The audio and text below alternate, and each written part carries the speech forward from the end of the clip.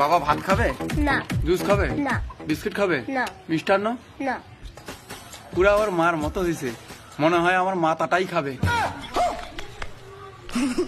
বাবা এদিকে আয়। বাবা ঘুরতে যাবি? না। স্কুলে যাবি? না। খাইতে যাবি? না। পুরা ওর বাপের মতো হয়ে গেছে, মনে হয় নরকেই যাবে। আমি তোর প্রেমেরই ঘূর্ণি পাটে এই সারাতে মালটা পালায়। মা আমি ঠিক এভাবে একটা মেয়ের সাথে পালিয়ে যাব। এটা দেখছিস? হ্যাঁ এটা তো একটু কিছুতে হাত। এটা চর চর। ওরে বাবা আমি পালাম।